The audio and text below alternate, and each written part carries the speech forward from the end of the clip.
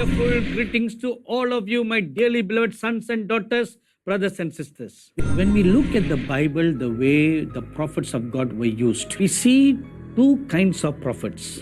One kind of prophets were great demonstrators of the power of God. We see that the prophet Moses, Elijah, and Elisha come under that category. Then we see another kind of category of prophets who just receive messages from God. The prophets Isaiah, Jeremiah, and all the minor prophets are like that. Then there is another third category. These prophets are called seers. The prophet Daniel and Ezekiel come under that category. All the messages they receive from God, they see visions. Then there is another fourth category. They are like John the Baptist. Messages that are very hot, deeply penetrating into the heart and rebuking of sins. We started looking at the life of the prophet Elijah last week as we read in Revelation chapter 11 verse 6. So let's continue from there. Revelation chapter 11 verse 6 says like this. These have power to shut heaven so that no rain falls in the days of their prophecy, and they have power over waters to turn them to blood and to strike the earth with all plagues as often as they desire. Now look at the second part of the scripture. There are two aspects there. Power over waters to turn them to blood and strike the earth with all plagues. Of all the prophets in the Bible, who is the one prophet who did all this? All of you will immediately jump up and say, it is Moses. And your answer is not wrong. And we read from the Holy Bible that the prophet Moses was powerfully used by God to perform these kind of signs and wonders. And let us look deeper what he did. In Exodus chapter 7 verse 15 to 21, we read that he turned waters to blood. The Lord told him to lift up his rod and strike the Nile River. As soon as he did that, the whole of the Nile River turned to blood. Not only that, even all the drinking water system in the land of Egypt turned to blood. How to drink blood? We are not devil or vampire, no? I remember reading some stories about vampires. They drink only blood. We are not that. We need water to survive. So this was one great miracle that the prophet Moses did. And we read from the Holy Bible that the prophet Moses performed another 9 kinds of plagues. And what are they? Exodus chapter 8 verses 2 to 6 tells us, he struck the earth and frogs came out of the waters and covered the whole land of Egypt.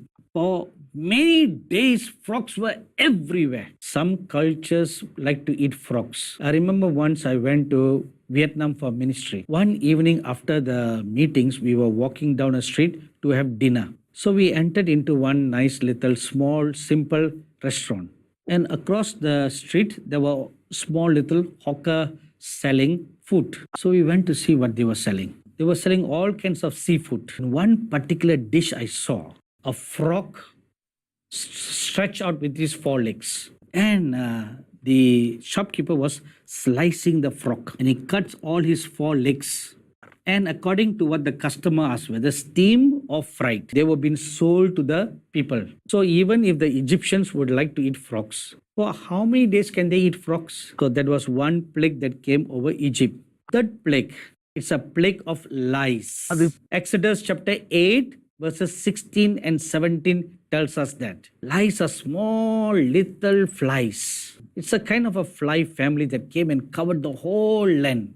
And the fourth kind of plague, Exodus chapter 8 verses 21 to 24 tells us, a huge swarm of flies came and covered the whole land. When flies come into our house, it's a great nuisance, especially when you sit down to eat. The flies also come and join us uninvited. They want a share of our meal. With one hand, you are eating the food and you use the other hand to shoo away all the flies. Just 2 or 3 come, we can easily do it. How to shoo away a huge swarm of flies? They came and covered the whole land of Egypt. Then the fifth kind of plague. Exodus chapter 9 verses 3 to 6 says, a strange plague of disease came upon the animals. Every manner of domesticated animals were affected, and they were all dropping dead one by one by one.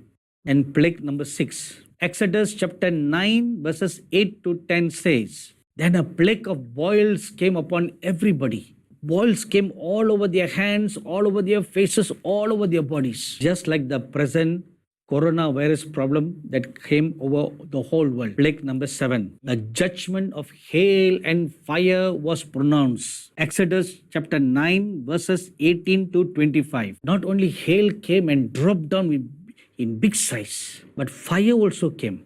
Have you seen hail? Some are small, some are very big. During my ministry years in Tibet, I've many times came under the pelting of hail, and I never carried any umbrella with me when I went for ministry. So when the hails came and drop, they come and drop with such a force, it'll be so painful when it hits you. And the hails that came and hit on me were very small stones. But recently in Australia, very huge hailstone have dropped, and houses have been damaged, cars have been damaged and destroyed. Even falling on people, they get killed. Plague number 8, Exodus chapter 10, verses 4 to 6 and verses 12 to 15. There came a plague of locusts. After swarm of flies, another great menace is locusts.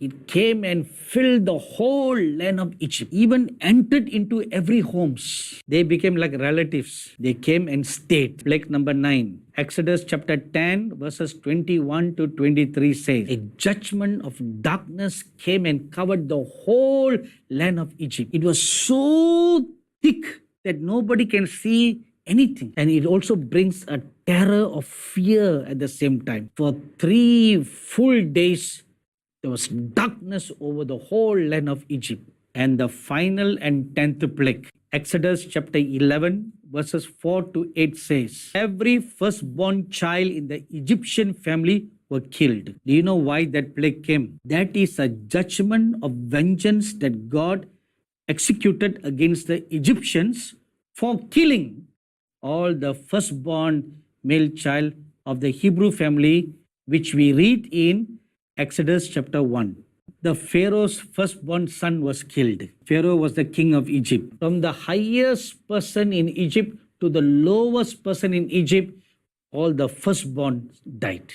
So these are the 10 plagues that the prophet Moses brought upon Egypt. The greatest miracle that the prophet Elijah did was to bind the rain. And the greatest miracles that the prophet Moses did was the 10 plagues. Now, when we combine these 2 prophets' ministries together, that's what the 2 witnesses are going to do. But from biblical history, both lived in 2 different times. But in the last days, they'll be together. We do not know whether those 2 prophets will come back again in this world as they were thousands of years ago.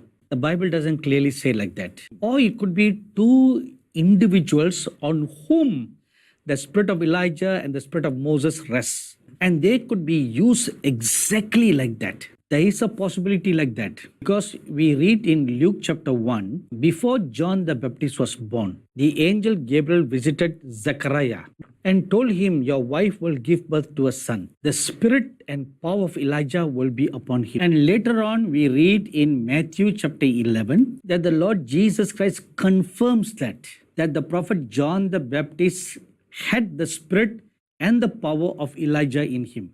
Although the prophet John the Baptist did not do great, outstanding miracle like the prophet Elijah, but he boldly rebuked sins against kings and the people like how the prophet Elijah did. And we read in Deuteronomy chapter 31, before the prophet Moses died, he laid his hands on his successor Joshua. And the spirit of wisdom and revelation that was upon Moses, God took it and laid it upon Joshua. So through the lives of John the Baptist and Joshua, we learn one thing. There is a possibility that God can give the anointing of another person to another person. So the possibility is very high.